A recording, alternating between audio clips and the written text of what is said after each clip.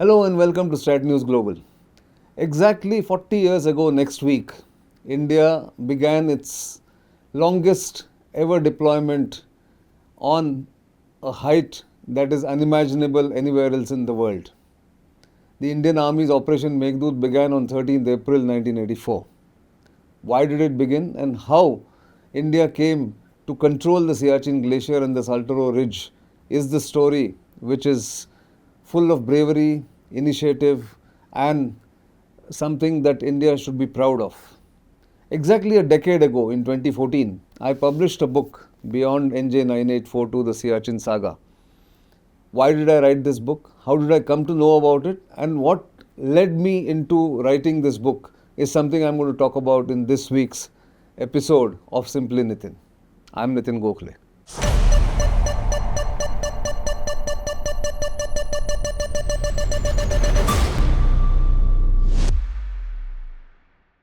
So most of you by now know that Siachen is the world's highest battlefield.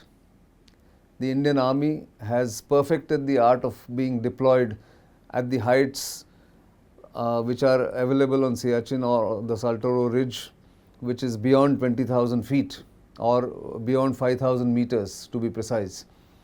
And over these 4 decades, the Indian Army has kept the full control over the passes that lead into Siachen from the Pakistani side of Pakistan-occupied Jammu and Kashmir. We'll come to the details of the entire operation and the layout of the land in which India has managed to control the situation, managed to keep Pakistani army out, and has perfected the art of deployment at super high altitudes. But that story has been told enough, has been talked about, and we will talk about on our sister channel Bharat Shakti with some of the participants of that operation who actually initiated that operation. But what I wanted to share with you is the sheer serendipity which leads to writing of books like I did exactly a decade ago. Now, many of us reporters who reported on the Kargil conflict in 1999, the summer of 1999, had heard about Siachen in the passing. At least I had heard it in passing because I had come all the way from the northeast to report on the Kargil conflict for Outlook magazine in the summer of 1999.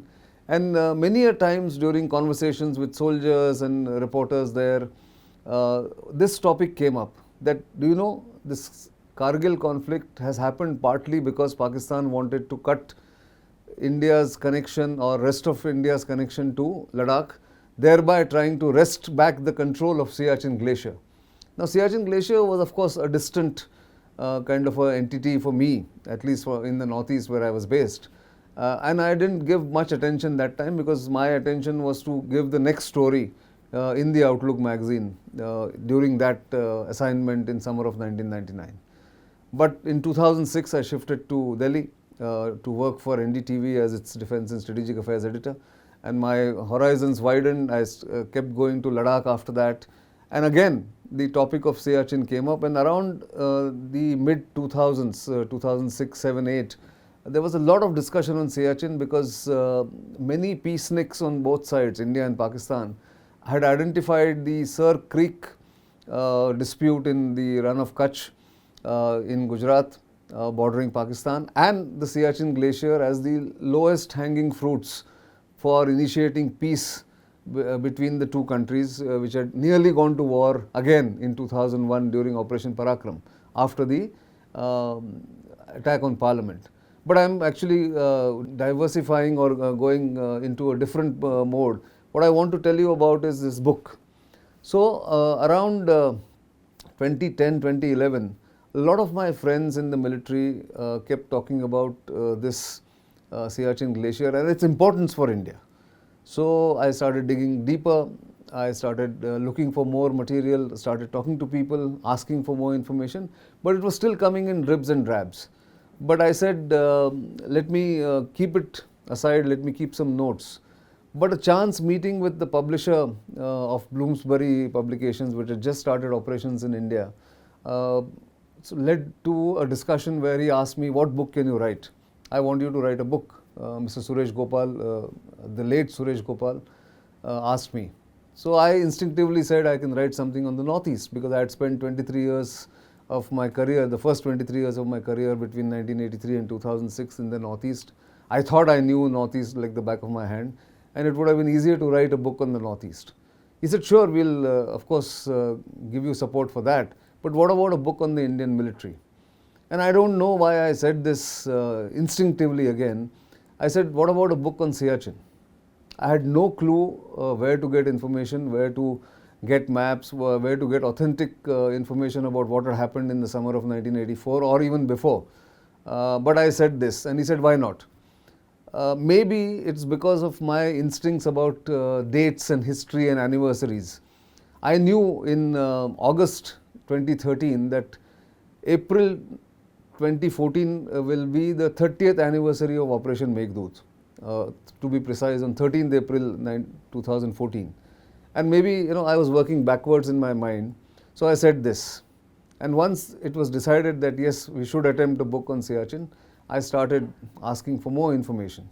As luck would have it, Lieutenant General Sanjay Kulkarni, who retired as a Lieutenant General, but who was a young captain in 1984 from the Kumaon Regiment, was somebody who had run into in Tawang in 1997 and subsequently in Ladakh, who opened up a little bit saying he was part of the first deployment on Siachen, military deployment on Siachen of Operation Meghdoot on 13th April 1984. So I pressed him for more. He said, look, I am still a serving officer. I may not be able to speak up openly. I am not authorized to do it. But I suggest you go and meet my then boss, Brigadier V.N. Channa, who was the sector commander in Partapur, which is the base camp of Siachen now, or the brigade headquarters of Siachen Brigade, and it's near the Thois airfield in Ladakh. So I said, well, you put me through to him, I'll be happy to go and will be really privileged to meet him. As luck would have it again, and serendipity is what really amazes me in life, Brigadier Channa used to stay exactly opposite the NDTV office in Greater Kailash, where in the Archana complex the NDTV headquarters was. He was across the road. So from August to September or October August to September 2013 rather, I kept going to him, trying to persuade him after Sanjay had put me through to Brigadier Channa, and tried to persuade him to tell me the story about how it started. But he was, again, a very cautious military man. Years of training had told him not to divulge secrets. But I somehow persuaded him and he opened up. After Sanjay also told him that this may be now time to tell the story of how Operation Meghdoot began. So that was the beginning. And as I kept prodding and asking for more names and more details, and I spread the word in the military circles, in the veterans community, that I am trying to write a book on Siachen, people came forward voluntarily, and one thing led to another, as they say. Kadi se kadi judti gayi, as they say in Hindi. People came forward with their faded old photographs, very hazy photographs, but very sharp memories. And I kept meeting different people, aviators, military, from the Air Force, from the Army Aviation, from the Army Medical Corps, because doctors play a very important part in Siachen. Of course, infantrymen who were deployed on Siachen at various times and who had gone through the hardships, they all came forward one after the other. They shared their photographs, their memories. It was as if it was a catharsis for many of them to share the stories that they had kept suppressed and pent up for so long. As the material started getting together, I decided that I must go and visit Siachen once again, although I had gone there to the base camp for a professional assignment earlier, but this was different. So the army was a little reluctant, but they eventually gave in, and by September, October 2013, they gave me permission to visit not just Siachen but also Ladakh, and my wife accompanied me. We went to the base camp, met different people, and actually got the feel of what it means to be at the base camp. This book has all those details, the photographs, the journey, and how one after the other people came forward. So I started getting photographs, I started getting information, people started coming forward to voluntarily give information about what they did. And then it became very clear to me that despite the fact that there were 4 earlier books on Siachen written by military veterans and analysts with great repute and great standing, those books, with due respect to them, were basically about the larger construct, about India, Pakistan, about the strategic importance. So I said, I'm not qualified to be a military historian, neither am I, kind of a strategist, or I have not been I have not served in the army. So I should not attempt what they have done. Instead of that, I decided to concentrate on telling the human story based on different anecdotes, experiences, and the camaraderie that people displayed in those adverse weather conditions. And those conditions are extremely adverse, as most of you would by now know. But if you don't know, do get hold of this book. It is still available and it's being reissued, I'm told, by my publishers this summer. So that you will understand the human endurance, human capacity to go beyond the normal which most soldiers display here. And all those stories are here. Whoever I could get hold of, or whoever I could speak to, actually shared it unreservedly. And many of those stories are heartbreaking, many of the stories are heartwarming, many of those stories are something that one should feel proud about, and how India has managed to outsmart, outrace Pakistan to get control of the Saltoro Ridge, and that's where these stories actually make sense. So this book is all about that. Today I wanted to speak only about the making of the book, not the book itself, but making of the book. It's got excellent photographs shared by different people, by the army, in color and otherwise. There's a map there.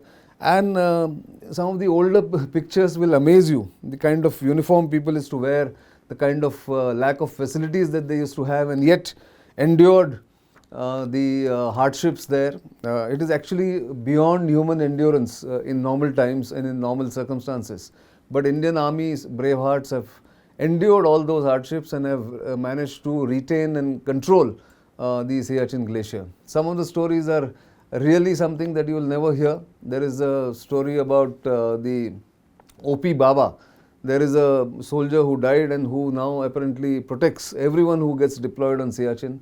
There is a story of a soldier who told me in September 2013, and I'm going to end with that anecdote, when me and my wife had gone to the base camp, and by September 2013, of course, the facilities, even at the higher reaches and the northern glacier, which is the highest altitude that they get deployed to, the soldiers have better facilities, heated tents, better supply of food, nutritious food, better medical facilities, all that is there. So I asked this soldier from the Bihar regiment that what is the challenge that you face? So he smiled and he waited, paused, and he said, सब कुछ ठीक है sir, वहाँ तो आजकल गर्म पानी भी मिल जाता है, गर्म टेंट में भी हम रहते हैं, बट वहाँ चावल नहीं खा सकते हैं क्योंकि चावल को पकाने के लिए 23 सीटियाँ लगानी पड़ती है. That we have to have the cooker, pressure cooker, having 23 whistles before the rice is cooked, is what he said. So even these small things matter to soldiers. They're not happy with the artificial or the food that is supplied, sometimes chocolates, very nutritious, and supplements that are given to them. All they want is their basic dal chawal, and which is not easy to cook at those altitudes because lack of oxygen. Every step you take to walk is a torture in a way, unless you get acclimatized. So there is a proper schedule to acclimatize, proper training on how to, proper protocols on how to behave and walk and survive on the Siachen Glacier. Several stories there, but on the 40th anniversary of the Operation Meghdoot, which is India's longest continuous deployment in a particular battlefield, I thought I'll share this stories about this. After this edition of the hardback of this book, there has been a soft cover, or the paperback has also come out. Do get, and after that some other people have also written stories and accounts about the Siachen Glacier and their stay and their experiences and their operations. But this is my own take on how it happened. There are several stories. Had it not been for Colonel Kumar, the legendary Colonel Bul Kumar, Lieutenant General Sanjay Kulkarni, among others, I wouldn't have been, and Brigadier Channa, and Lieutenant General M.L. Chibber, the late Lieutenant General M.L. Chibber, I wouldn't have been able to put this book together. I thought I'll share this story behind the story. And of course, you've seen me and read me. You've listened to me on Siachen several times, my talks with other veterans. But do keep watching StratNews Global. And of course, I'll bring to you many of these interesting backstories whenever possible. This was a little longer episode than normal, but do watch it. Give me a feedback. I always value that. And of course, keep following our YouTube channel and our social media handles as and when you can. If you've already done that, please spread the word with your friends and family and acquaintances. For the time being, it's goodbye.